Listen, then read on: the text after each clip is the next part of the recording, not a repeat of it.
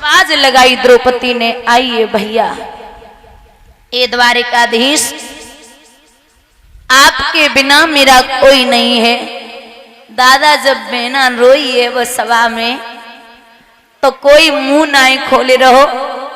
द्रौपदी ने को बात गई, द्वारिकाधीश हम आपको बता दें कि हम तो नगिन पैदा हुए थे और नगिन हो भी जाएंगे तो मेरा कुछ नहीं बिगड़ेगा, लेकिन गोविंद नगर आज हमारी साड़ी खिंच गई और हम नगिने गए, तो जब बहन की या बेटी की इज्जत जाती है तो सबसे ज्यादा असर भाई पे और बाप पे पड़ता है।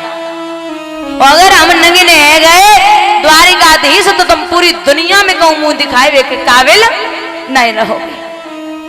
लोग बोलेंगे कि ये वही कन्हैया है जिसकी बहन को भी सभा में नंगा कर दिया गया।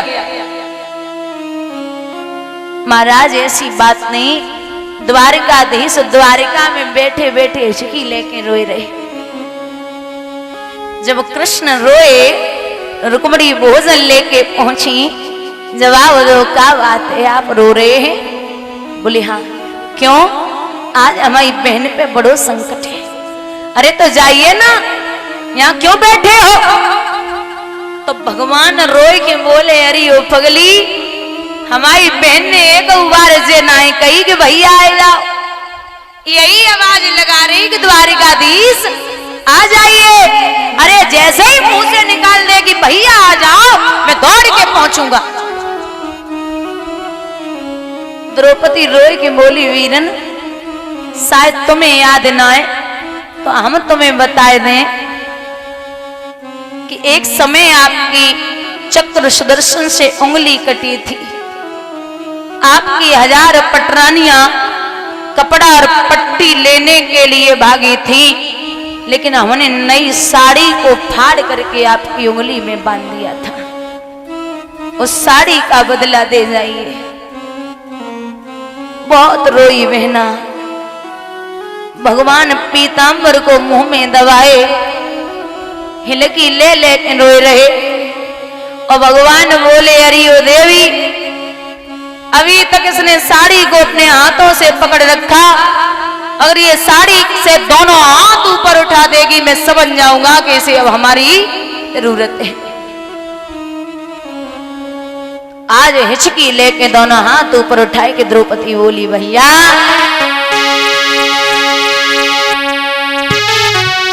अब का मनमानी करवाओगे मेरे प्रिय नंदोरी का वाले।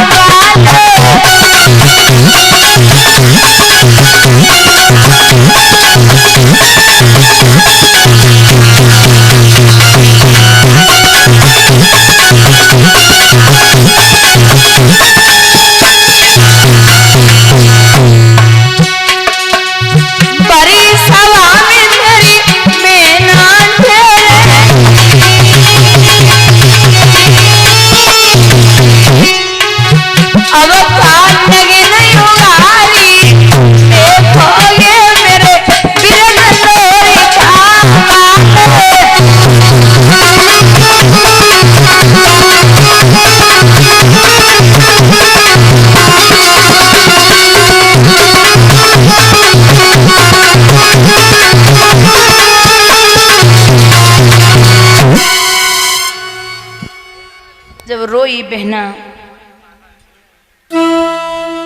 तो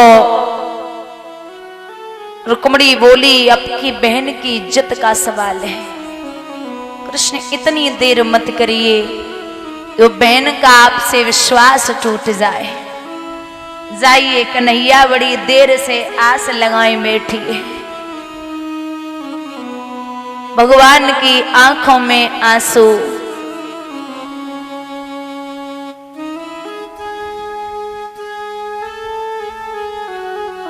अब द्रौपदी ने दोनों हाथ ऊपर उठाए और हाथ उठाए के जवाब दियो, अब तू जाने और तेरा काम जाने, मैं कुछ नहीं जानती। तो नंगे पायन धाये मुरारी, लीला सब दिखलाई डाली। पीताम्बर गिर गयो, गरुड़ विसारे दियो, खड़ाऊं छूट गई। नंगे पायन धाये मुरारी, लीला सब दिखलाए डाली। और भरी सभा के बीच प्रभु ने साड़ी तुरंत बढ़ाई डाली। जैसे ही भगवान ने साड़ी बढ़ाई तो समझ गए पांडवा कि आज फिर मेरे गोविंद ने आए कि हमारी लाज को बचाई लियो। ढेर लग गया है साड़ियों का, इतना ढेर लगा दुशासन मुंह केवल जमीन पे गिरा। पांडवा बोले और खींच ले, अरे और खींच ले दुशासन, जितना तुझ में जोर है लगा ले, खींच सकता है।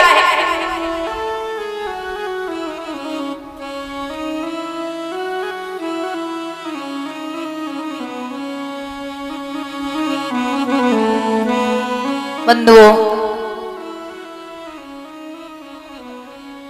युधिष्ठिर मुस्कुराए रहे बैठे बैठे, क्योंकि पांडव कभी धर्म के विरुद्ध नहीं गई।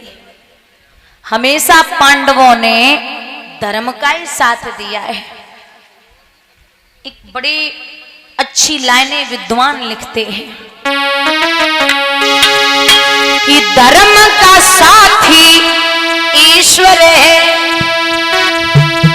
अधर्म का साथी कोई नहीं, और जन्म के साथी माता पिता, और कर्म का साथी कोई नहीं।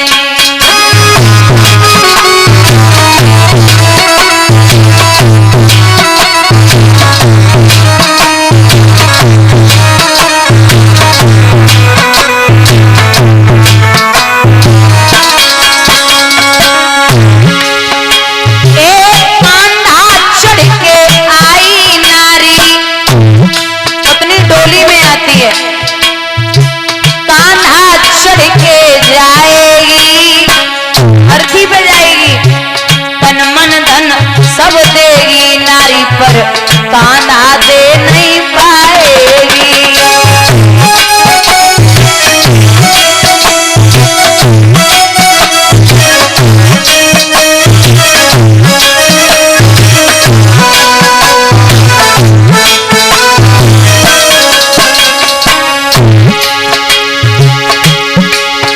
एक दम के हम दम लाखों हैं बे, दम का साथी कोई नहीं, धर्म के साथी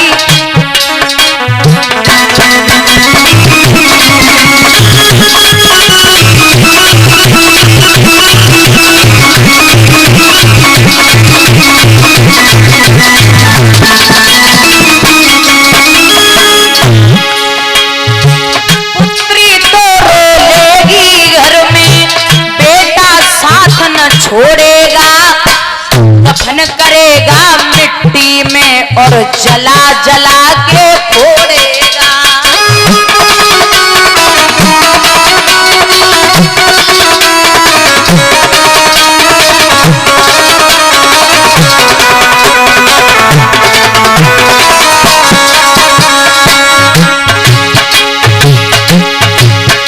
ये सबका साथी स्वयं बना पर, स्वयं का साथी कोई नहीं, जन्म के साथी